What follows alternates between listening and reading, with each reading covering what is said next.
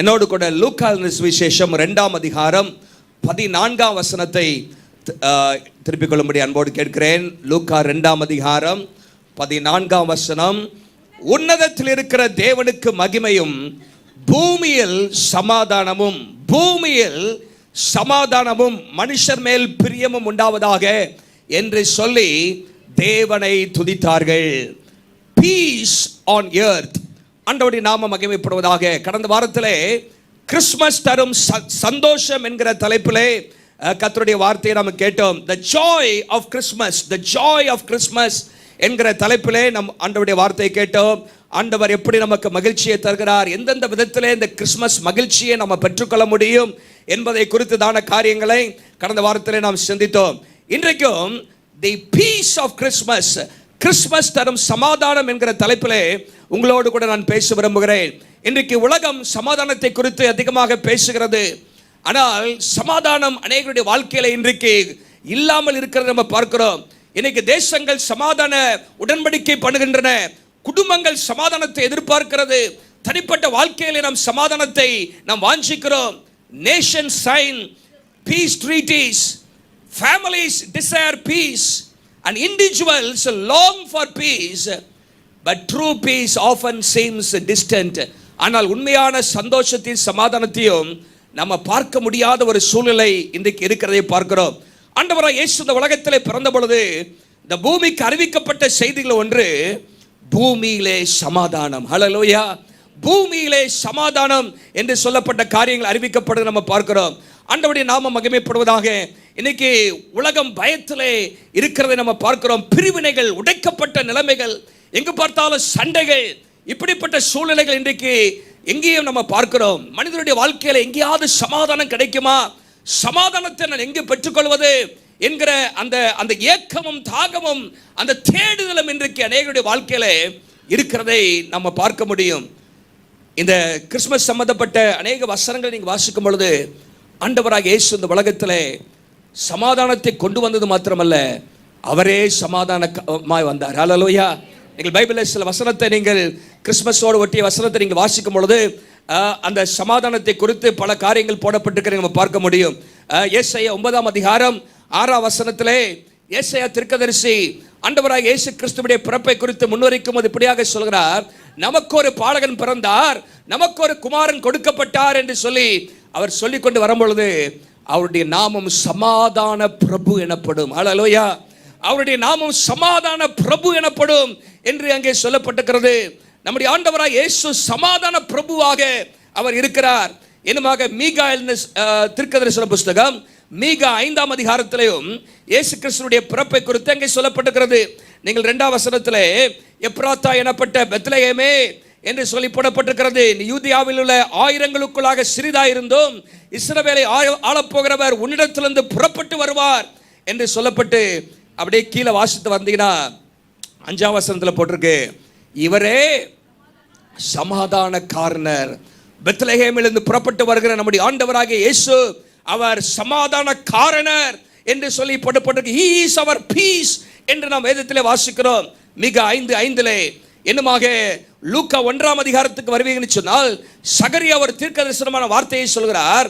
லூக்கா 1ஆம் அதிகாரம் 78-79 வசனத்திலே 78-79 பாருங்க, அந்த காலத்திலும் மரண இருளிலும் உட்கார்ந்து இருக்கிறவர்களுக்கு வெளிச்சம் தர, நம்முடைய கால்களை சமாதானத்தின் வழியில் நடத்த உன்னதத்திலிருந்து தோன்றிய அருணோதயம் என்று சொல்லப்பட்டிருக்கிறது.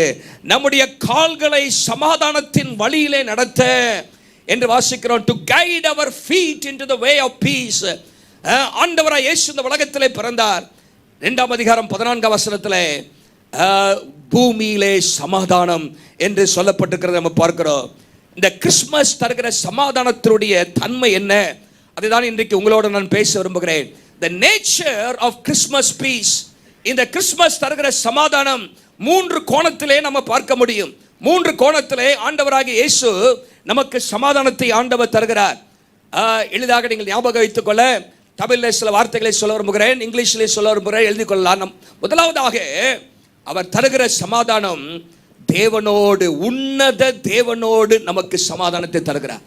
Piece with God. இல்லாவிட்டால் upward peace, மேல் நோக்கிய ஒரு சமாதானம். இல்லாவிட்டால் இந்த வார்த்தையிலே இட்ஸ் an eternal peace, ஒரு நித்தியமான ஒரு சமாதானத்தை ஆண்டவராக இயேசு நமக்கு தரும்படியாக வந்தார். ஏதோ தற்காலிகமான சமாதானம் அல்ல, இட்ஸ் an eternal peace, நித்தியமான சமாதானம், உன்னத தேவனோடு உள்ள சமாதானம். இரண்டாவதாக பீஸ் within us, நமக்குள்ளாக ஒரு சமாதானம். இது வந்து peace of God, peace of God, அது தேவனோடு சமாதானம் முதலாவதாக. இரண்டாவதாக தேவனுடைய சமாதானம், தேவனுடைய சமாதானத்தை நமக்கு ஆண்டவர் தருகிறார். It's an inward peace or emotional peace, உணர்வுகளிலே தனிப்பட்ட வாழ்க்கையிலே உள்ளான ஒரு சமாதானத்தை ஆண்டவர் தருகிறார். ஹல்லேலூயா.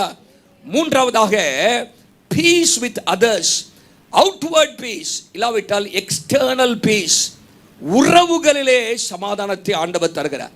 நல்லா கவனிங்க, நல்லா மூணு வார்த்தையை நல்லா கவனிங்க. உன்னத தேவனோடு, எல்லாம் சொல்லுங்க, உன்னத தேவனோடு, உன்னதத்தில் தேவனுக்கு, உன்னதத்தில் இருக்கிற அந்த தேவனோடு நமக்கு சமாதானம். இரண்டாவதாக உள்ளான மனுஷனிலே, இல்லாவிட்டால் உள்ளான வாழ்க்கையிலே, தனிப்பட்ட வாழ்க்கையிலே சமாதானத்தை ஆண்டவர் தருகிறார். மூன்றாவதாக உறவுகளிலே சமாதானத்தை தருகிறார். Eternal peace, emotional peace and external peace. இந்த காரியத்தை தான் இந்த கிறிஸ்துமஸ் நாட்களிலே ஆண்டவர் நமக்கு வாக்கு பண்ணியிருக்கிறார், தர விரும்புகிறார். எத்தனை பேர் சமாதானத்தை வாசிக்கிறீர்கள்? ஹல்லேலூயா. சமாதானம், இந்த பாருங்க, இந்த மூன்று நிலைகளில் நமக்கு சமாதானம் இருக்க வேண்டும். மேல் நோக்கி அந்த உறவிலே நமக்கு சமாதானம் இருக்க வேண்டும், உள்ளான வாழ்க்கையில் ஒரு சமாதானம் இருக்க வேண்டும், உறவுகளிலே சமாதானம் இருக்க வேண்டும். அப்பொழுதுதான் ஒரு மனுஷன் சமாதானத்தோடு இருக்க முடியும். ஹல்லேலூயா. அந்த மூன்றுமே நமக்கு அவசியம். முதலாவதாக வாசிங்கள், ரோமர் 5ஆம் அதிகாரம் 1ஆம் வசனம். ரோமர் 5ஆம் அதிகாரம் 1ஆம் வசனம். இவ்விதமாக நாம் விசுவாசத்தினாலே நீதிமான்களாக்கப்பட்டிருக்கிறபடியால் நம்முடைய கர்த்தராகிய இயேசு கிறிஸ்து மூலமாய் தேவனிடத்திலே சமாதானம் பெற்றிருக்கிறோம்.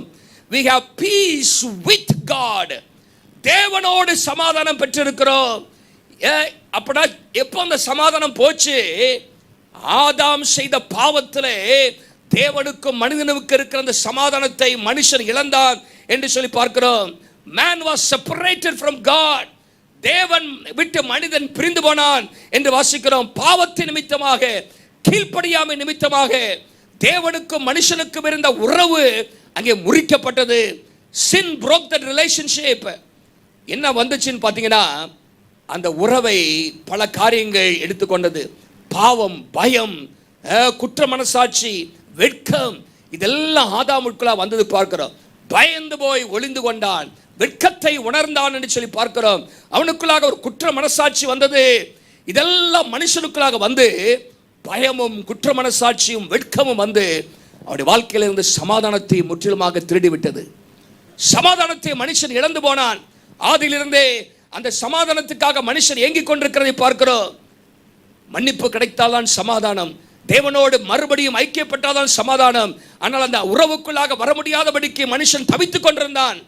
நீங்கள் வேதத்திலே வாசிக்கும் பொழுது ரோமர் 3ஆம் அதிகாரம் 23ஆம் வசனம் சொல்கிறது, நம்ம எல்லாரும் பாவம் செய்து தேவ மகிமையற்றவர்களானோம்.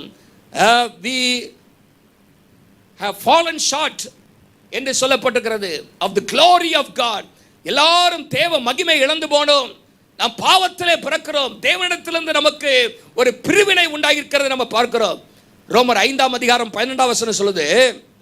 ரோமர் 5:12 வாசிங்க. இப்படியாக ஒரே மனுஷனாலே பாவமும் பாவத்தின் மூலமாக மரணமும் உலகத்தில் பிரவேசித்தது போல மரணம் எல்லாருக்கும் வந்தது போலவும் ஆயிற்று என்று சொல்லப்பட்டிருக்கிறது. பாருங்க, ஒரு மனுஷனுடைய பாவத்தினாலே முழு உலகமும் பாவத்துக்குள்ளாக தள்ளப்பட்டது. ரோமர் 8ஆம் அதிகாரம் 7ஆம் வசனம். ரோமர் 8ஆம் அதிகாரம் 7ஆம் வசனம். எப்படி என்றால், தேவனுக்கு விரோதமான பகை, நாம் இன்றைக்கு நம்முடைய சிந்தையின் மூலமாக தேவனுக்கு விரோதமான பகை நிரலாயிருக்கிறோம். ஆனால் ஆண்டவராகிய இயேசு என்ன செய்தார்? வாசிக்கலாம். எபேசியர் 2ஆம் அதிகாரத்துக்கு திருப்பிக் கொள்ளுங்கள். எபேசியர் 2ஆம் அதிகாரம் 13ஆம் வசனத்திலிருந்து நான் வாசிப்போம் என்று சொன்னால், அங்கே வேதம் சொல்கிறது, முன்னே தூரமாயிருந்த நீங்கள் இப்பொழுது கிறிஸ்து இயேசுவுக்குள் கிறிஸ்துவின் இரத்தத்தினாலே சமீபமானீர்கள். எப்படி எனில் அவரே நம்முடைய சமாதான காரணராகி, நல்லா கவனிங்க, அவரே நம்முடைய சமாதான காரணராகி இரு திறத்தாரையும் ஒன்றாக்கி, இரு திறத்தாரையும் ஒன்றாக்கி. போதும் பாருங்க, அவரே நம்முடைய சமாதான காரணராகி. பாருங்க, அவர் நமக்கு சமாதானத்தை ஆண்டவர் உண்டாக்கினார். இன்னும் கொலோசியர் 1 அதிகாரம் 21 வசனத்திலே இன்னும் தெளிவாக போட்டிருக்கிறது. கொலோசியர் 1 அதிகாரம் 21 வசனத்திலே, முன்னே அந்நியராயும் துர்க்கிரையினால் மனதிலே சத்துருக்களாயும் இருந்த உங்களையும் பரிசுத்தராகவும் குற்றமற்றவர்களாகவும் கண்டிக்கப்படாதவர்களாகவும் தமக்கு முன் நிறுத்தும்படியாக அவருடைய மாம்ச சரீரத்தில் அடைந்த மரணத்தினாலே இப்பொழுது ஒப்புரவாக்கினார் என்று சொல்லப்பட்டிருக்கிறது. அவருடைய இரத்தத்தினாலே, அவர் நமக்காக அந்த சிலுவையிலே செய்து முடித்த அந்த காரியத்தினாலே தேவனோடு நமக்கு மறுபடியும் சமாதானம் உண்டாயிருக்கிறது. 20ஆம் வசனத்தை பாருங்க, நான் வாசிக்கிறேன். 20ஆம் வசனம் 1:20, அவர் சிலுவையிலே சிந்தின இரத்தத்தினாலே என்னத்தை உண்டாக்கினாரா? சமாதானத்தை உண்டாக்கி. சிலுவையிலே சிந்தின இரத்தத்தினாலே, by making peace through his blood என்று நாம் வாசிக்கிறோம். இயேசு இந்த உலகத்தில் வந்ததுக்கு நோக்கம் என்னவென்று சொன்னால், இந்த உலகத்திலே நமக்காக மரிப்பதற்காக வந்தார். நம்மை தேவனோடு இணைக்கும்படியாக சிலுவையின் மூலமாக அந்த பிரிந்து கிடந்த உறவை மறுபடியும் சரி செய்யும்படியாக இயேசு இந்த உலகத்தில் வந்தார் என்று சொல்லப்பட்டிருக்கிறது. அவரே சமாதான காரணராகி. ஹல்லேலூயா. He did not simply bring peace, he is our peace. அவர் சமாதானத்தை கொண்டு வரல, அவரே நமக்கு சமாதானத்தை காரணராக இருக்கிறார் என்று சொல்லி நம்ம பார்க்கிறோம். சமாதானம் எந்த மார்க்கத்திலும் கிடைப்பதில்லை. சமாதானம் நற்கிரியில் வருவதில்லை. சமாதானம் நம்முடைய நற்குணத்திலும் வருவதில்லை. சமாதானம் சடங்காச்சாரங்களை செய்வதிலே வருவதில்லை. சமாதானம் நம்முடைய உணர்வுகளில் இல்லை. சமாதானம் தேவனோடு இருக்கிற உறவில் தான் இருக்கிறது. ஹல்லேலூயா. Peace is found only in our relationship with Jesus. இயேசுவோடு உள்ள உறவில் தான் சமாதானம். அந்த உறவு இல்லாத பட்சத்தில் நம்முடைய வாழ்க்கையிலே சமாதானத்தை நாம் பெற்றுக்கொள்ள முடியாது. பாருங்க, இன்றைக்கு தேவனோடு சமாதானம் நமக்கு உண்டாயிருக்கிறது. ஹல்லேலூயா. Peace with God is possible. தேவனோடு சமாதானம் இருக்க முடியுமா? முடியும். ஏனென்று சொன்னால் இயேசு அதை நமக்காக சிலுவையிலே செய்து முடித்தார். ஹல்லேலூயா. அது நமக்காக ஆண்டவர் தந்திருக்கிறார், இலவசமாக தந்திருக்கிறார்.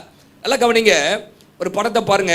இயேசு இந்த உலகத்தில் வந்த காரணம் என்ன? This is the season, this is the reason அப்படிங்கிற வார்த்தையை நீங்க கேட்டிருப்பீங்க. This is the season. இந்த பக்கம் பார்த்தீங்கன்னா கிறிஸ்மஸ் சம்பந்தமான காரியங்கள் போடப்பட்டிருக்கிறது.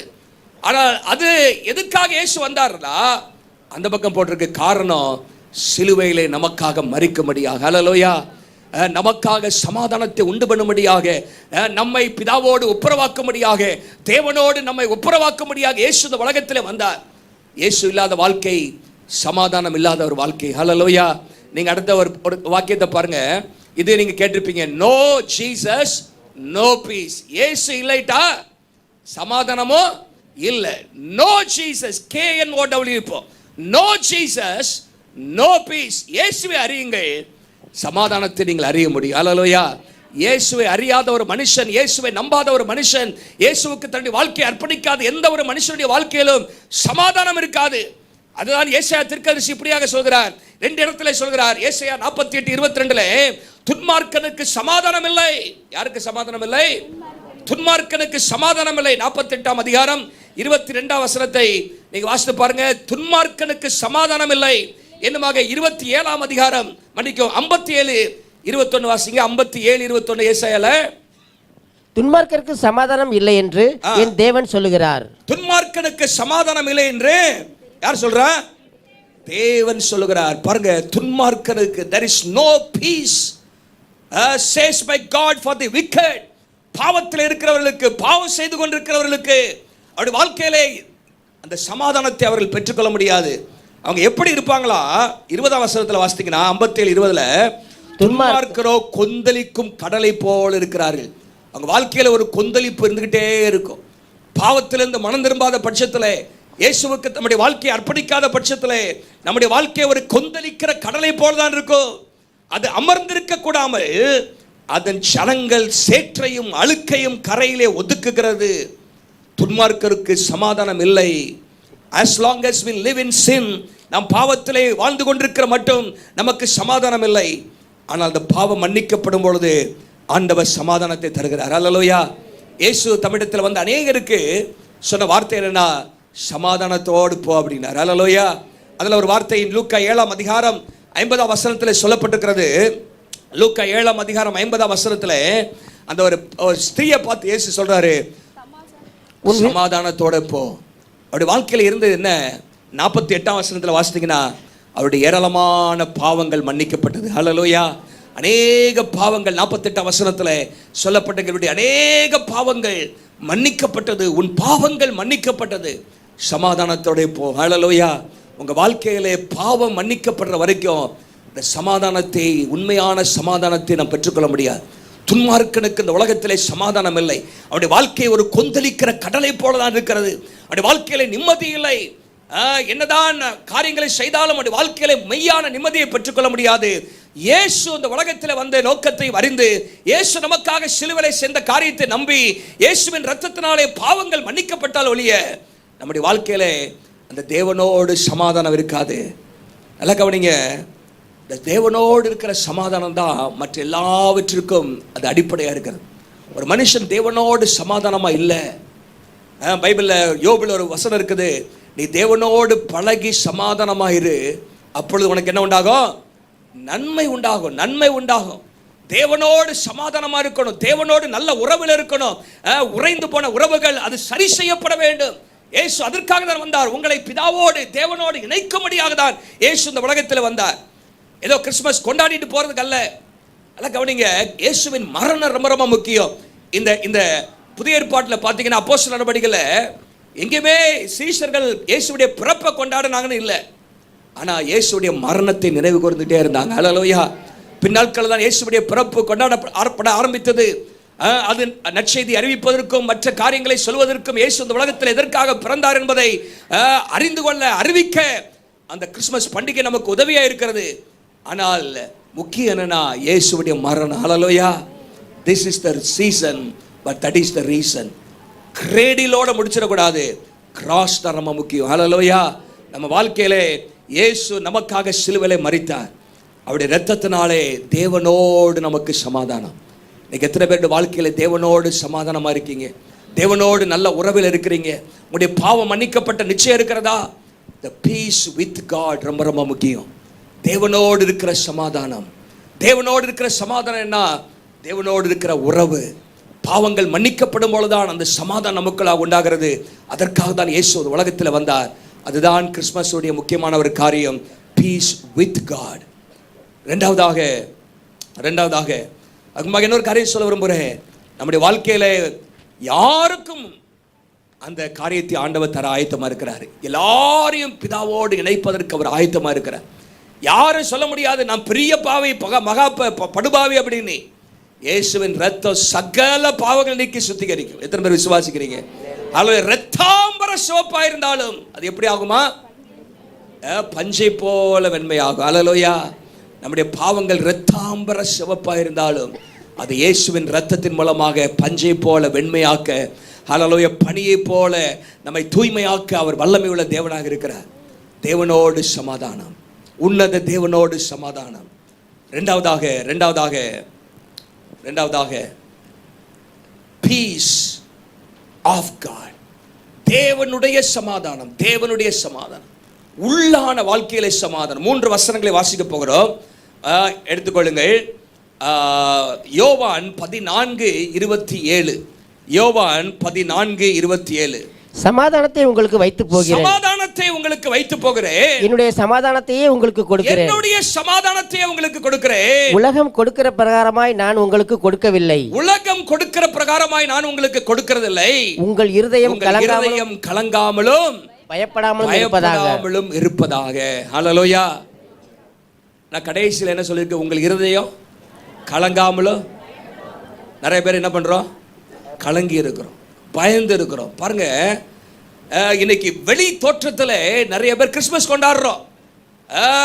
many people celebrate Christmas outwardly while suffering inwardly. ஆனா உள்ள நீங்க பாத்தீங்கன்னா போராட்டம், கலக்கம், பயம். எனக்கு கலக்கமே இல்லை, பயமே இல்லைன்னு சொல்றவங்க கரைகளை வைத்துங்க பார்க்கலாம். அப்போ நம்ம என்ன கிறிஸ்துமஸ் கொண்டாடினா ஒரே ஒருத்தர் தான் கை தூக்குறாரு. அல்லேலூயா. பாருங்க, தேவ பிள்ளைகளுடைய வாழ்க்கையில கலக்கம் இருக்கக்கூடாது. அல்லேலூயா.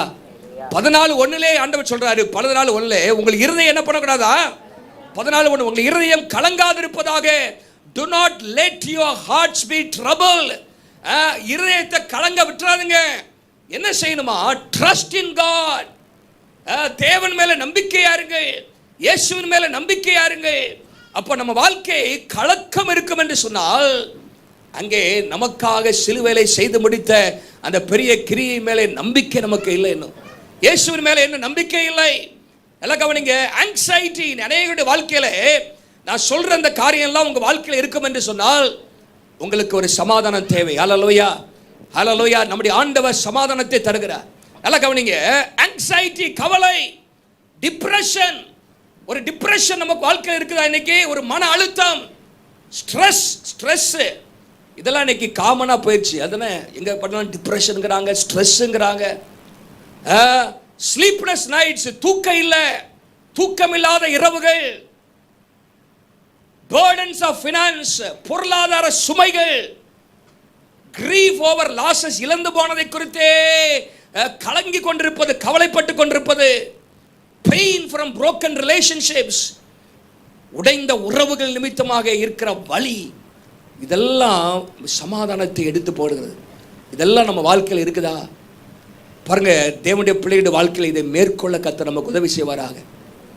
Stress, anxiety, worries, sleepless nights, burdens, பாரங்கள், சுமைகள், இதெல்லாம் நம்ம வாழ்க்கையில் இருக்கக்கூடாதுன்னு தான் கர்த்தர் விரும்புகிறாரு. கர்த்தர் மேல் உன் பாரத்தை வைத்து விடு என்று சொல்லியிருக்கிறார். பாருங்க, நம்முடைய வாழ்க்கையில் ஆண்டவர் சொல்லியிருக்கிறார், உன் கவலையெல்லாம் அவர் மேல் இறக்கி வைத்து விடு.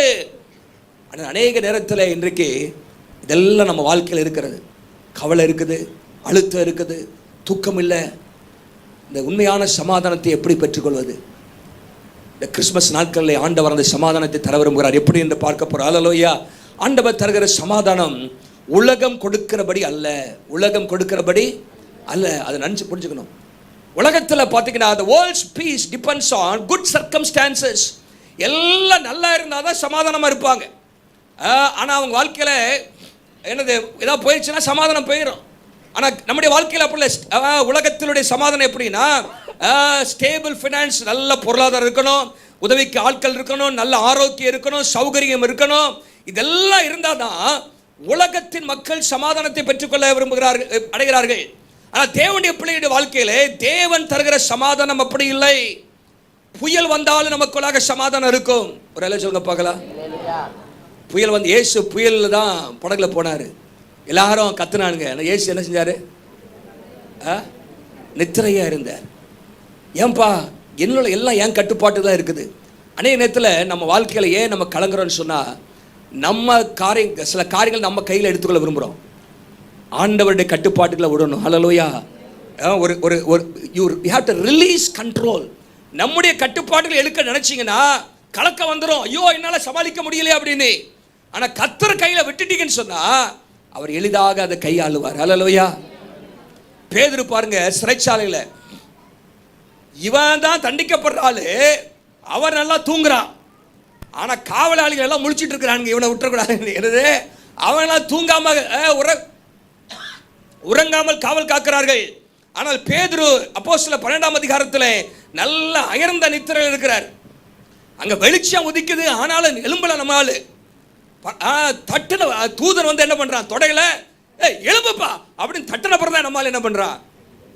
அடுத்த நாள் என்னது தண்டனை வரப்போகுது. ஒருவேளை கொலை கூட நடக்கலாம், கொலை செய்யப்படலாம். ஆனால் பேதுரு என்ன செய்யறாரு? நல்லா பாருங்க, என் கர்த்தருக்கு அறிவுக்கு மிஞ்சி ஒன்று என் வாழ்க்கையில் நடக்காது அப்படிங்கிற அறிவு நம்ம வாழ்க்கையில் வரும்பொழுது ஒரு சமாதானத்தை ஆண்டவர் நமக்கு தருகிறார். Jesus gives a peace that storms cannot shake, sickness cannot steal, and circumstances cannot destroy. புயல் அசைக்க முடியாத, வியாதி திருட முடியாத, சூழ்நிலைகள் அழிக்க முடியாத அந்த சமாதானத்தை ஆண்டவர் நமக்கு தரார். அல்லேலூயா. எந்த சூழ்நிலையும் நம்ம சமாதானத்தை எடுக்க முடியாது. அப்படிப்பட்ட சமாதானத்தை நமக்கு வேணும். அல்லேலூயா. அநேக நேரத்தில் கலங்கி போயிடும். இது நடந்தா, ஏதோ நடந்தா, இழப்புகள் வந்தால், தேவைகள் வந்தால் நம்ம வாழ்க்கையில சமாதானம் போய்விடுகிறது. ஆனால் ஆண்டவர் தருகிற சமாதானம் சூழ்நிலையின் அடிப்படையில் அல்ல. என் ஆண்டவர் பெரியவர், என் ஆண்டவர் அதிசயங்களை செய்கிறவர், எல்லாவற்றையும் தம்முடைய கட்டுப்பாட்டுக்குள்ள வைத்திருக்கிறார். அவருடைய சித்தம் இல்லாமல் என்னுடைய தலையில் இருக்கிற ஒரு முடி கூட கீழே விழாது என்கிற நிச்சயத்தோடு வாழ்கிறவருடைய வாழ்க்கையில தான் இந்த சமாதானம் இருக்கும். நீங்க பிலிப்பியர் 4ஆம் அதிகாரம் 7ஆம் வசனத்தில் வாசிப்பீங்கன்னு சொன்னா 6ஆம் வசனம் இப்படியாக சொல்கிறது, நீங்கள் ஒன்றுக்கும் கவலைப்படாமல் என்ன செய்யணுமா? எல்லாவற்றை குறித்தும் உங்கள் விண்ணப்பங்களை ஸ்தோத்திரத்தோடு கூடிய ஜெபத்தினாலும் வேண்டுதலினாலும் தேவனுக்கு தெரியப்படுத்துங்கள். இது செய்யாமல் இருக்கிறனால தான் அடுத்த வசனத்துடைய ஆசீர்வாதம் நம்ம வாழ்க்கையில வரதில்லை. அப்பொழுது என்னது இல்லை சொல்லுங்க, அப்பொழுது எல்லா புத்திக்கு மேலான தேவ சமாதானம், ஹல்லேலூயா, எல்லா புத்திக்கு மேலான தேவ சமாதானம், the peace which transcends or surpasses all understanding, அது உங்கள் இருதயங்களை கிறிஸ்து இயேசுவுக்குள்ளாக காத்துக்கொள்ளும்.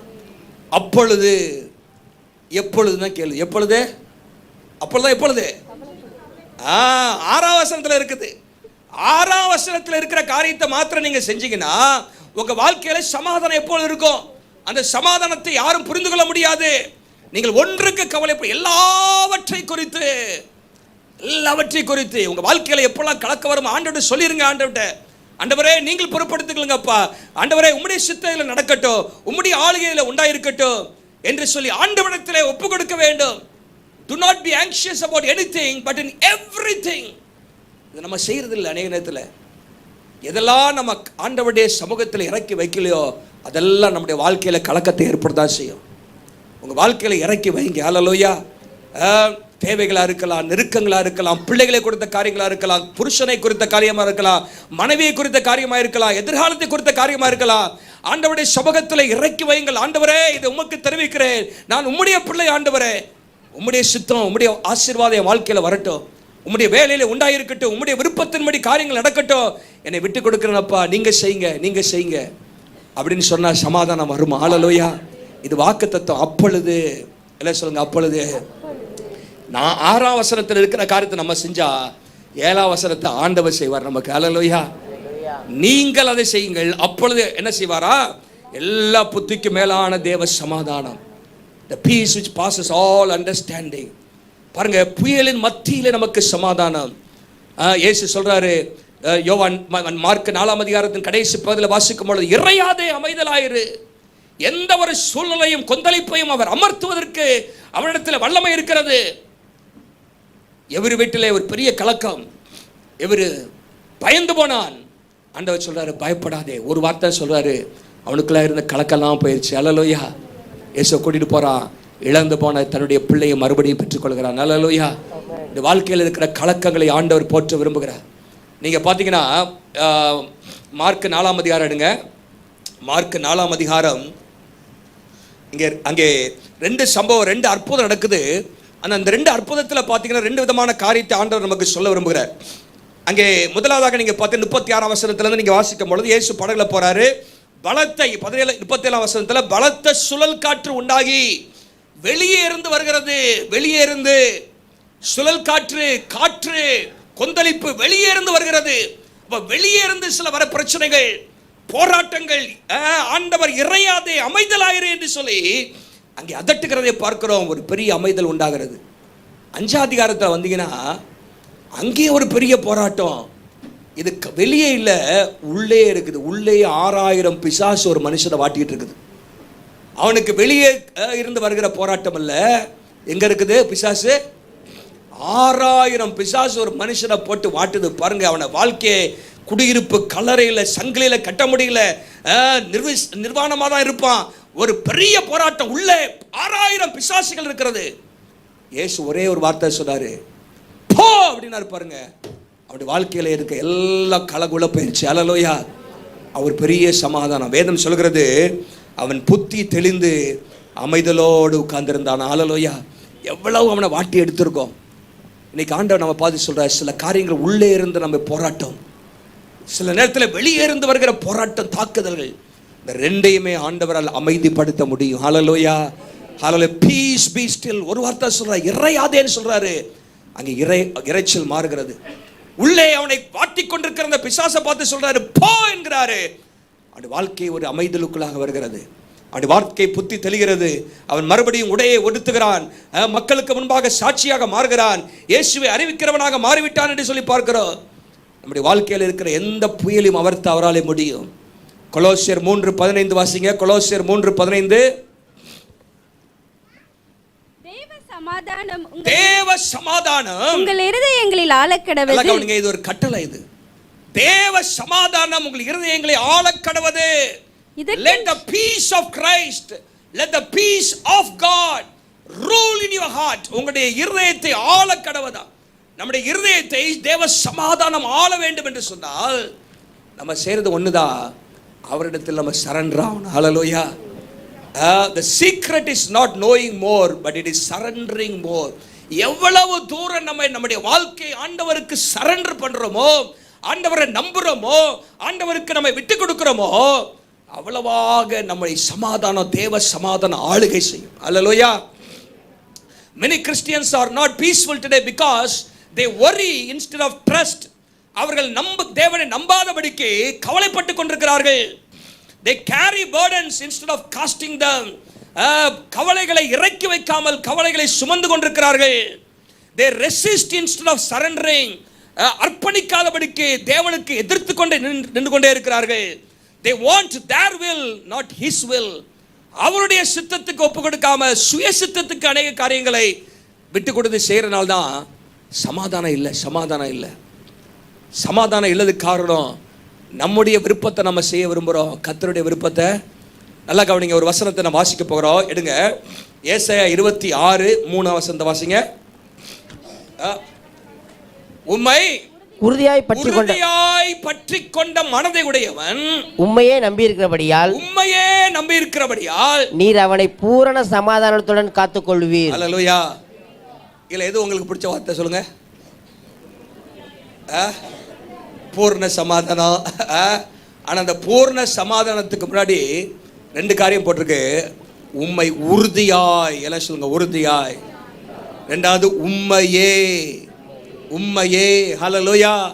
உம்மையே நம்பி இருக்கிறபடியால் அவனை பூர்ண. பாருங்க, அவன் வாழ்க்கையில இந்த மனுஷன், இந்த வசனத்தின்படி வாழ்கிற மனுஷன் எப்படி இருப்பானா, ஆண்டவரே உறுதியாய் பற்றி கொண்டிருப்பாரா. நீர்தான் ஆண்டவரே எல்லாம் என்று சொல்லி அவரையே நம்பி இருப்பானா. அந்த வாழ்க்கையில் எல்லாவற்றையும் அவருடைய கையில ஒப்பு கொடுத்து, நீங்க தான் என்னை நடத்தணும், நீங்க தான் என்னை ஆசீர்வதிக்கணும், நீங்க தான் என்னை உயர்த்தணும், நீங்க தான் எல்லாவற்றையும் என் வாழ்க்கையில செய்யணும்னு சொல்லி அவரையே நம்பி இருப்பானா.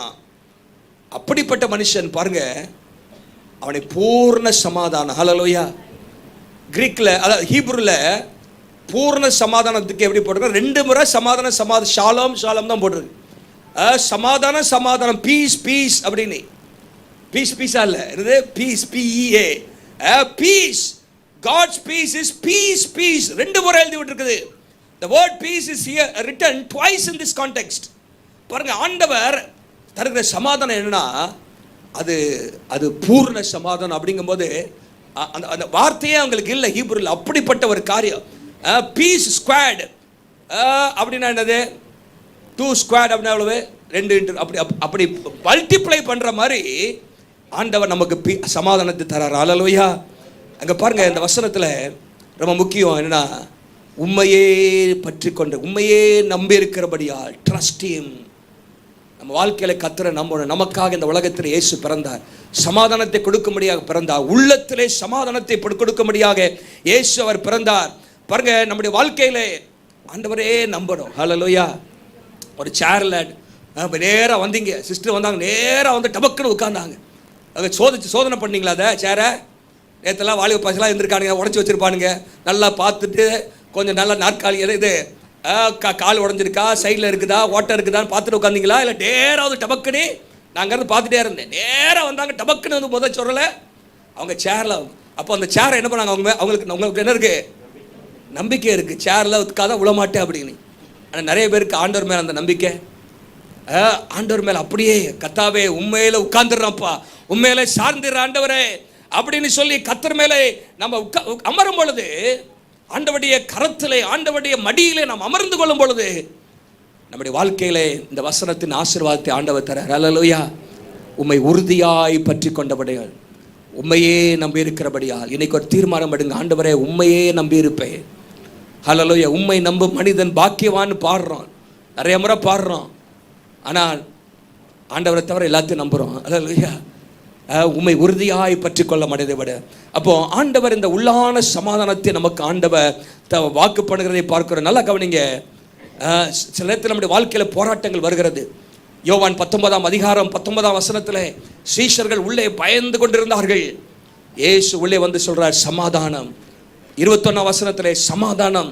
26ஆம் வசனத்திலே யோவான் 19, 19, 19, 21, 19, 26 மறுபடியும் இயேசு சொல்கிற வார்த்தை சமாதானம், சமாதானம் என்றுதான் சொல்கிறார். பாருங்க, இன்னைக்கு எது உங்கள் வாழ்க்கையில் கவலையை கொடுக்கிறது? ஆண்டவர் தம்முடைய பிள்ளைகள் சமாதானத்தோடு வாழ விரும்புகிறார். இங்கே வந்திருக்கிற இந்த திருச்சபையில் இருக்கிற ஒவ்வொருவருடைய உள்ளத்திலும் ஒரு சமாதானத்தை ஆண்டவர் தர விரும்புகிறார். ஹல்லேலூயா. நல்லா கவனிங்க. 2 வசனத்தை வாசித்த குறிப்பில் போவோம். சங்கீதம் 122:7 சொல்லப்பட்டிருக்கிறது. சங்கீதம் 122:7 உன் அலங்கத்திற்குள்ளாக சமாதானம், உன் அலங்கத்திற்குள்ளாக. இன்னைக்கு ஆண்டவர் உங்கள் அலங்கத்திற்குள்ளாக சமாதானத்தை தருவாராக. ஹல்லேலூயா. உங்களுடைய வீடுகளுக்குள்ளாக சமாதானத்தை ஆண்டவர் தருவாராக. யோபு 5:24 யோபு சொல்கிறார். யோபு 5ஆம் அதிகாரம் 24ஆம் வசனத்தில் கூடாரத்திற்குள்ளாக சமாதானம், உம்முடைய கூடாரம் சமாதானத்துடன் இருக்க காண்பீர். ஆமென். ஹல்லேலூயா. நம்முடைய கூடாரங்கள், நம்முடைய வீடுகளிலே சமாதானத்தை ஆண்டவர் தருவாராக. நம்முடைய வாசஸ்தலத்தை விசாரிக்கும் பொழுது குறைவு இல்லாதபடிக்கு ஆண்டவர் சமாதானத்தை ஆண்டவர் தருவாராக. 147ஆம் சங்கீதம் 14ஆம் வசனத்தில் நம்முடைய எல்லைகளிலே சமாதானத்தை ஆண்டவர் தருவாராக. ஹல்லேலூயா. இருதயத்திலே சமாதானம், கூடாரத்தில் சமாதானம், எல்லைகளில் சமாதானம் ஆண்டவர் நமக்கு தருவாராக. ஹல்லேலூயா. எத்தனை பேர் விசுவாசிக்கிறீங்க கர்த்தர் தருவாருன்னு? ஆண்டவர் தருகிற சமாதானம் எப்படிப்பட்ட தெரியுமா? சில வசனங்கள் சொல்றேன், குறிச்சிங்க. ஏசாயா 26:3 நம்ம பார்த்தோம், அது பூர்ண சமாதானம். பிலிப்பியர் 4:7 பார்த்தோம், எல்லா புத்திக்கு மேலான தேவ சமாதானம். இதெல்லாவற்றுக்கு ஒரு காரியம் இருக்கிறது. இந்த பூர்ண சமாதானத்தை பெற்றுக்கொள்ள அவரை உறுதியாக பற்றிக்கொள்ள வேண்டும், அவரையே நம்பி இருக்க வேண்டும். இந்த எல்லா புத்திக்கு மேலான தேவ சமாதானத்தை பெற்றுக்கொள்ள ஒன்றுக்கு கவலைப்படாமல் எல்லாவற்றையும் அவருக்கு தெரிவித்து அவரிடத்தில் விட்டு கொடுக்க வேண்டும். ஏசாயா 48:18 சொல்லுது. ஏசாயா 48:18 நதியை போல சமாதானம். ஹல்லேலூயா. என்ன சமாதானமா? உன் சமாதானம் நதியை போல. கர்த்தர் திருச்சபையில் இருக்கிற ஒவ்வொருக்கும் ஆண்டவர் நதியை போல சமாதானத்தை தருவாராக. ஹல்லேலூயா. நதியை போல, peace like a river, peace like a river. ஆண்டவர் அப்படிப்பட்ட சமாதானத்தை நமக்கு ஆண்டவர் தருகிறார். யோவான் 14:27 சொல்கிறது. யோவான் 14:27 உலகம் தர முடியாத சமாதானம். ஹல்லேலூயா. இதுதாங்க ஆண்டவர் தருகிற சமாதானம். ஆண்டவருடைய வார்த்தையை வாசிக்கும் பொழுது, ஆண்டவரை நம்பும் பொழுது கர்த்தர் எல்லா புத்திக்கு மேலான சமாதானம், நதியை போல சமாதானம், உலகம் தர முடியாத சமாதானத்தை ஆண்டவர் நமக்கு தருவாராக. எத்தனை பேருக்கு இந்த சமாதானம் வேணும்? ஹல்லேலூயா. அவரை நம்பணும், அவரை உறுதியாக பற்றிக்கொள்ள வேண்டும், அவருக்கு நம்மை முற்றிலுமாக விட்டு கொடுக்க வேண்டும். நமக்காக இந்த உலகத்திலே பிறந்த இயேசு அவர் நமக்கு சமாதானத்தை தர விரும்புகிறார். உள்ளத்தின் ஆழத்திலே இருக்கிற எல்லா கலக்கங்களும் மாற வேண்டும், பயங்கள் மாற வேண்டும். ஹல்லேலூயா. உங்கள் இருதயம் கலங்காமல் இருப்பதாக. பக்கத்தில் பார்த்து சொல்லுங்க, உங்கள் இருதயம் கலங்காமல் இருப்பதாக. ஹல்லேலூயா. சில கலக்கத்தோடு வந்திருக்கீங்க, என்ன செய்ய போறா அப்படின்னு. இன்னைக்கு ஆண்டவர் உங்களை பார்த்து சொல்றாரு, do not let your hearts be troubled. அந்த கலக்கத்திற்கு உங்களை விட்டுறாதுங்க. லெட் அப்படிங்கிற வார்த்தை இருக்குது. அப்படின்னா நீங்க இடம் கொடுத்துறாங்க கலக்கத்துக்கு. கலக்கம் உங்களை மேற்கொள்ள விரும்புது, ஆனால் do not let your hearts be troubled. ஆண்டவர் அங்கே சொல்ற, என் மேல நம்பிக்கையாயிரு, விசுவாசமாயிரு என்று ஆண்டவர் அங்கே சொல்றதை பார்க்கிறோம். உள்ளான சமாதானம். நெஞ்சில கை வச்சு சொல்லுங்க, ஆண்டவரே அந்த சமாதானம் என்னை நிரப்பட்டும், என் உள்ளத்தை நிரப்பட்டும் ஆண்டவரே, என் உள்ளத்தை நிரப்பட்டு ஆண்டவரே. ஒரு நதியை போல சமாதானம் இருதயத்தில் புறப்பட்டு வருவதாக, இயேசுவின் நாமத்தில் வருவதாக. ஹல்லேலூயா. கர்த்தர் நல்லவர். அப்ப முதலாவதாக உன்னத தேவனோடு சமாதானம். இயேசுவின் இரத்தத்தின் மூலமாக, சிலுவை மரணத்தின் மூலமாக இயேசு நமக்காக இந்த உலகத்திலே கிறிஸ்துமஸ் அன்றைக்கு பிறந்த அந்த இயேசு அந்த சமாதானத்தை நமக்கு ஏற்படுத்தினார். Peace with God. இரண்டாவதாக பீஸ் ஆஃப் காட், ஆண்டவருடைய சமாதானம். அது உள்ளத்தை நமக்கு நிரப்புகிறது, உள்ளான சமாதானம். மூன்றாவதாக இன்னொன்று முக்கியமானது, உறவுகளிலே சமாதானம். Hallelujah. External peace or relational peace, outward peace, peace with others. Hallelujah. பாருங்க, இஸ்லாமிய மக்கள் கை கொடுக்கும்போது சொல்லுவாங்க சலாம் வலைக்கம் அப்படின்னு. அப்படின்னு என்ன? சவுதியில் இருந்த ஆட்களை சொல்லுங்க என்ன அப்படின்னா என்ன அர்த்தம்? உங்களுக்கு பீஸ் பி வித் யூ. யூதர்கள் சொல்லுவாங்க என்ன சொல்லுவாங்க? ஷாலோம் அப்படிம்பாங்க. ஷாலோம். இதெல்லாம் கை கொடுக்கறதுலாம் நல்லது தான், ஆனால் அவங்களுக்குள்ள நல்ல உறவு இருக்குதா பாருங்க. இன்னைக்கு உறவுகள், மக்களோடு உறவு பிரைஸ் தி லார்ட்னு சொல்றோம், ஆனா என்ன நல்ல உள்ள கசப்பு நிறையா இருக்குது, வெறுப்பு இருக்குது. எல்லாம் கவனிங்க. மூணாவது ஆண்டவர் நமக்கு தரது எல்லாரோட சக மனிதர்களோடு சமாதானம். ஹல்லேலூயா. அந்த சமாதானத்தை ஆண்டவர் தர விரும்புகிறார். வாசிங்க எபேசியர் 2ஆம் அதிகாரம் 14ஆம் வசனத்தை வாசிப்போம். 14 இருந்து கீழே. எப்படியெனில் அவரே நம்முடைய சமாதானக்காரராகி இரு திறத்தாரையும் ஒன்றாக்கி பகையாக நின்ற பிரிவினையாகிய நடுச்சுவரை தகர்த்து பகையாக நின்ற சுவரை என்ன பண்ணாரா? தகர்த்து சட்டதிட்டங்களாகிய நியாயப்பிரமாணத்தை தம்முடைய மாம்சத்தினாலே ஒழித்து இரு திறத்தாரையும் தமக்குள்ளாக ஒரே புதிய மனுஷனாக சிருஷ்டித்து இப்படி சமாதானம் பண்ணி பகையை சிலுவையினால் கொன்று அதனாலே இரு திறத்தாரையும் ஒரே சரீரமாக தேவனுக்கு ஒப்பாக்கினார். 17ஆம் வசனத்துல சமாதானத்தை சுவிசேஷமாக அறிவித்தார். நல்லா கவனிங்க. இரு திறத்தாரும், ரெண்டு கூட்டத்தாரும், யூதர்களும் புறஜாதிகளும், இப்படி பிரிவினையில இருந்த மக்களை ஆண்டவர் இணைத்தார். இங்க நல்லா கவனிங்க. இந்த 3 வசனத்துல 3 முறை சமாதானங்கிற வார்த்தை இருந்து பாருங்க. 14ஆம் வசனத்துல சமாதான காரணராகி, 15ஆம் வசனத்துல சமாதானம் பண்ணி, 17ஆம் வசனத்துல சமாதானத்தை சுவிசேஷமாக அறிவித்தார். He himself is our peace. He made peace. He preached peace என்று வாசிக்கிறோம். இதான் ரிலேஷனல் பீஸ். பாருங்க, மக்களை சமாதானத்துக்குள்ளாக நடத்துகிறார். ஹல்லேலூயா. தேவனுடைய பிள்ளைகளுடைய வாழ்க்கையில இது ரொம்ப முக்கியம். Christmas is God's message of reconciliation. Christmas என்பது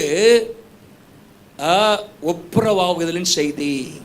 தேவனோடு ஒப்புரவாகணும், மனிதனோடு ஒப்புரவாகணும். நல்லா கவனிங்க. இந்த கிறிஸ்மஸ் நாட்களில் யார்கிட்டயாவது நம்ம வாழ்க்கையில் கசப்பு இருக்குன்னா, வெறுப்பு இருக்குன்னா, நம்ம வாழ்க்கையில் மனிதர்கள் மேலே ஒரு பகை இருக்குன்னு சொன்னால், நீங்கள் என்னதான் நீங்கள் பாட்டு பாடினாலும், என்னதான் இயேசு பிறந்தார் கொண்டாடினா நீங்கள் பண்ணாலும் அதில் அர்த்தமே இல்லை. இயேசு சமாதானம் பண்ணும்படியாக வந்தார். ஹல்லேலூயா. நம்ம வாழ்க்கையில் ஆண்டவரோடு சமாதானம். He reconciled man with God and also he reconciled man with man. மனிதனை மனிதனோடு ஆண்டவர் ஒருமுகப்படுத்தும்படியாக இயேசு இந்த உலகத்தில் வந்தார் என்று சொல்லி பார்க்கிறோம். பாருங்க, கிறிஸ்துமஸ் நாட்கள் நடந்த காரியம் என்ன? யூதர்களுக்கு அறிவிக்கப்படுகிறது, புறஜாதிகளுக்கும் அந்த ஞானிகளுக்கும் சுவிசேஷம் அறிவிக்கப்படுகிறது. பூமிக்கும் வானத்துக்கும் அங்கே ஒரு சம்பந்தம் ஏற்படுகிறது நம்ம பார்க்கிறோம். தூதர்களும் மனிதர்களும் அங்கே சேர்க்கிற நம்ம பார்க்கிறோம். ஆண்டவர் சேர்க்கிற ஆண்டவர். ஹல்லேலூயா. பிரிக்கிற ஆண்டவர் அல்ல. பிசாசு தான் என்ன பண்றான்? பிரிக்கிறான். உங்க வாழ்க்கையில பிரிவினை இருக்குன்னா பிசாசுக்கு இடம் கொடுக்குறீங்கன்னு அர்த்தம். பாருங்க, இயேசு வரும்பொழுது கசப்பு கரைந்து போகிறது. இயேசு நம்முடைய வாழ்க்கையை ஆளுகை செய்யும் பொழுது பகை விலகுகிறது. இயேசு நம்முடைய உள்ளத்தை ஆரோக்கியமாக்கும் பொழுது நம்முடைய வாழ்க்கையில் இருக்கிற மன்னியாமைகள் எல்லாம் மறைந்து போகிறது. கிறிஸ்துவின் பாதத்திலே அங்கே ஏற்ற தாழ்வுகள் இல்லை, பகை இல்லை, பெருமை இல்லை, சமாதானம் தான் உண்டாயிருக்கிறது. ஹல்லேலூயா. இன்னைக்கு பல குடும்பங்களில் சமாதானம் இல்லை, வன்முறை. ஆங்கிலத்தை சொல்லுவாங்க டொமஸ்டிக் வைலன்ஸ், அடிதடி, சண்டை. போன வாரத்தில் எத்தனை வீட்டில் சண்டை நடந்துச்சு? கோபம் வர்றது இயல்பு தான். சில கோபப்படுறோம், சில காரியங்களுக்கு போது அப்புறம் அது சரியாயிடும். ஆனால் அந்த பகை, சண்டை, வாக்குவாதங்கள் இதெல்லாம் நம்ம வீட்டுக்குள்ளே இருக்கக்கூடாது. ஹல்லேலூயா. இதெல்லாம் தேவன் ஆளுகை செய்கிற வீட்டுக்குள்ளாக இருக்கக்கூடாது. வேதம் அநேக குடும்பத்தில் இன்னைக்கு பகைகள், கணவன் மனைவிக்குள்ளே சமாதானம் இல்லை. இன்னைக்கு கிறிஸ்தவ குடும்பத்தில் விவாகரத்து பெருகி இருக்கிறது. பெற்றோர் பிள்ளைகளுக்குள்ளாக சமாதானம் இல்லை. அண்ணன் தம்பிக்குள்ளாக, அக்கா தங்கச்சிக்குள்ளாக, சிப்ளிங்ஸ் கூட பிறந்தவர்களுக்குள்ளாக இன்றைக்கு சமாதானம் இல்லை. காரணம் என்ன? அன்பு இல்லை, அகம்பாவம், பெருமை, மன்னியாமை, இதெல்லாம் இருக்கிறதை பார்க்கிறோம். இன்னைக்கு அநேக குடும்பங்களில் பிரச்சனைகள், சண்டைகள், இதெல்லாம் மாறணும். ஹல்லேலூயா. குடும்பத்தில் ஆண்டவர் சமாதானத்தை ஆண்டவர் தருவாராக. உறவுகளில் சமாதானத்தை தருவாராக. ஆண்டவர் நம்முடைய காயங்களை கட்டுவாராக. இந்த கிறிஸ்மஸ் நாட்களில் ஒரு உண்மையான ஒப்புரவாகுதல் உண்டாவ கர்த்தர் உதவி செய்வாராக. ஆண்டவர் மன்னிக்கிற இருதயத்தை ஆண்டவர் நமக்கு தருவாராக. கசப்புகளை களைந்து போட கர்த்தர் உதவி செய்வாராக. ஆண்டவர் நம்முடைய காயங்களை இந்த கிறிஸ்மஸ் நாட்களை ஆற்றுவாராக. ஹல்லேலூயா. பாருங்க, மனுஷனோடு சரியா இல்லாத ஒரு மனுஷன் நான் தேவனோடு சரியா இருக்கேன்னு சொல்ல முடியாது. தேவனோடு சரியா இருக்கேன்னு சொல்ல முடியாது. You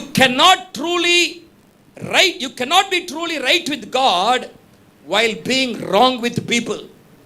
மனுஷனோட சரியில்லைப்பா, ஆனா கர்த்தரோட சரியா இருக்கேன் அப்படின்னா இது பொய்யன். நீ யாரு? பொய்யன். பைபிள்ல வசனம் இருக்குல்ல, எங்க சகோதரனை பகைக்கிறவன் பொய்யன் அப்படின்னு சொல்லி அங்கே வாசிக்கிறோம். இன்னும் ஒன்று யோவான் 4ஆம் அதிகாரம் 20 வசனத்தில் போட்டிருக்கு, கண்ட சகோதரனை பகைக்கிறவன் காணாத தெய்வத்தை எப்படி நேசிப்பான்? எப்படி? வாசிங்க அந்த வசனத்தை வாசிங்க. கண்ட சகோதரனிடத்தில் அன்பு கூறாதவன் காணாத தேவனிடத்தில் எப்படி அன்பு கூறுவான்? பாருங்க, நம்முடைய சகோதரிடத்துல குடும்பங்களுக்குள்ளாக அந்த உறவுகள் சரி செய்யப்படணும். ஹல்லேலூயா. பேச ஆரம்பிக்கணும், மன்னிப்பு கேட்கணும், ஒப்புரவாக வேண்டும். இந்த கிறிஸ்மஸ் நாட்களில் நீங்க என்ன ட்ரெஸ் போட்டாலும், என்ன கேக் வெட்டாலும், என்ன செஞ்சாலும் அது அர்த்தம் இல்லை. நம்முடைய வாழ்க்கையில உறவுகள் சரியாகாத பட்சம் வரைக்கும் நம்முடைய கிறிஸ்மஸ் ஒரு அர்த்தமற்ற கிறிஸ்மஸ் தான் இருக்கும். சில நேரத்தில் நம்முடைய வாழ்க்கையில நம்ம மன்னிச்சாலும் மற்றவங்க மன்னிக்க மாட்டாங்க. அதனால ஒன்றும் பிரச்சனை இல்லை. ஆனால் உங்க பக்கம் சரியாயிரும். ஹல்லேலூயா. உங்கள் பக்கம் கசப்பு இருக்கக்கூடாது, வைராக்கியம் இருக்கக்கூடாது, மேட்டிமை இருக்கக்கூடாது. பாருங்க, நம்ம ஆண்டவர் சகலத்தையும் உடையவர், சர்வ வல்லவர். அவர் பூமியில மனுஷனாக பிறந்தார். ஐயா, எவ்வளவு தாழ்த்தினார் பாருங்க. எங்கிருந்து எங்க தாழ்த்தினாரு?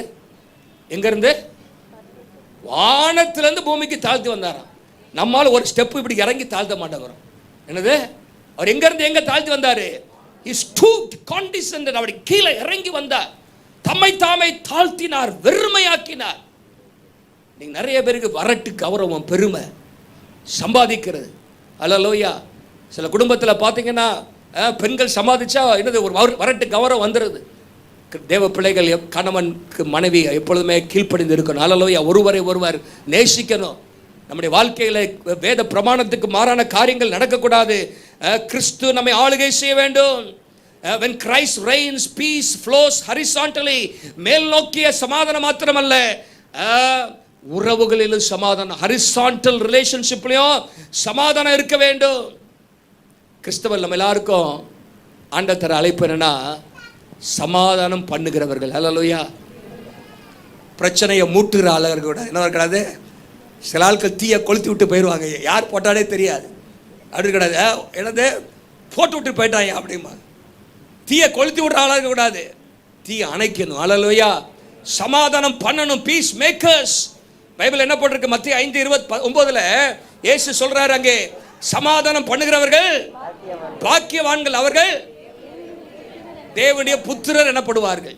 இப்ப அப்படியே நெகட்டிவா பார்ப்போமே. சமாதானத்தை உடைக்கிறவர்கள், பிரச்சனைக்கு காரணமானவர்கள் யார்? புத்திரர்கள். அவர்கள் பாக்கியவான்களா? அவர்கள் பாக்கியவான்களா? வாபஸ் இருந்த பாக்கியம் இல்லாதவர்களே வச்சுக்க போக. சபிக்கப்பட்டவர்கள். அவர்கள் தேவனுடைய புத்திரர் அல்ல, அவர்கள் சாத்தானுடைய புத்திரராக மாறுகிறார்கள். ஆகவே நம்ம வாழ்க்கையில சமாதானம் பண்ணணும். ஹல்லேலூயா. சமாதானம் பண்ணணும். எல்லா உறவுகளிலும் நமக்கு சமாதானம் தேவை. அதற்காக தான் இயேசு இந்த உலகத்திலே வந்தார். ஹல்லேலூயா. எபிரேயர் 12:14 சொல்கிறது. எபிரேயர் 12:14 அண்டர்லைன் பண்ணுங்க. நான் சொல்ற வசனத்துல make every effort to live in peace. அங்கே போடப்பட்டிருக்கிறது, யாவரோடும் சமாதானம் இருக்க நாடுங்க, பரிசுத்தம் உள்ளவர்களாக இருக்க நாடுங்க. எல்லாம் கவனிங்க. சமாதானத்துக்கும் பரிசுத்தத்துக்கும் உறவு இருக்கிறது. நான் பரிசுத்தமா இருக்கிறேன், சமாதானமா இல்லைன்னா அங்க பொய். அங்க பரிசுத்தமா இருக்கிறவர்கள் சமாதானமா இருப்பார்கள், சமாதானமா இருப்பார்கள். ஹல்லேலூயா. சமாதானமா இருக்க நாடுங்கள் என்று சொல்லப்பட்டிருக்கிறது. ரோமர் 12:8-18 வாசிங்க. ரோமர் 12:18 கூடுமானால் உங்களால் ஆன மட்டும் எல்லா மனுஷரோடும் சமாதானமாயிருங்கள். எல்லா மனுஷரோடும். சில இடத்துல எல்லா மனுஷரோடும் நம்ம சமாதானம் இருக்க விரும்புவோம், சில இருக்க மாட்டாங்க. அதனால தான் கூடுமானாலும் போட்டிருக்கு. ஆனால் உங்க பக்கம் என்ன இருக்கணும்?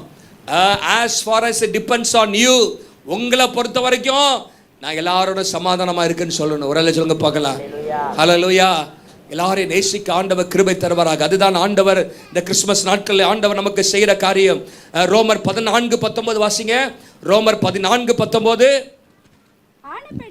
ஆனபடியால் அடுத்தவைகளையும் சமாதானத்துக்கு அடுத்தவைகளையும் அந்நியோனிய பக்தி விருத்தி உண்டாக்கத்தக்கவைகளையும் நாடக்கடவோம் என்று ஆண்டவர் சொல்லுகிறதை பார்க்கிறோம்.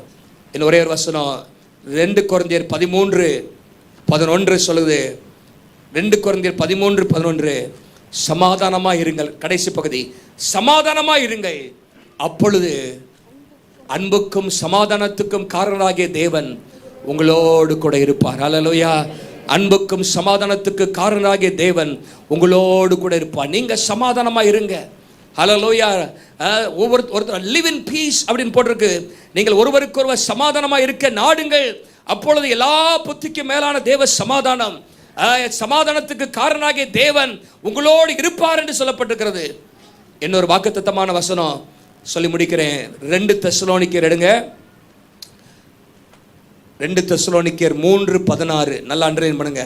2 தெசலோனிக்கேயர் 3:16 அங்கே ஒரு ஆசீர்வாதமான வார்த்தையோடு அந்த புத்தகத்தை முடிக்கிறார் பவுல். சமாதானத்தின் கர்த்தர் தாமே எப்பொழுதும் சகல விதத்திலும் உங்களுக்கு சமாதானத்தை தந்தருள்வாராக. எப்பொழுதும் சந்தோஷம், சமாதானம், சகல விதத்திலும் உங்களுக்கு சமாதானத்தை ஆண்டவர் தருவாராக. The Lord of peace himself give you peace at all times and in every way. எல்லாவற்றிலும் உங்களுக்கு சமாதானத்தை ஆண்டவர் நமக்கு தருவாராக. எத்தனை பேர் அந்த சமாதானத்தை வாஞ்சிக்கிறீங்க? ஹல்லேலூயா. கர்த்தர் இந்த கிறிஸ்துமஸ் நாட்களில் இந்த 3 விதமான சமாதானத்தையும் கர்த்தர் நமக்கு தருவாராக.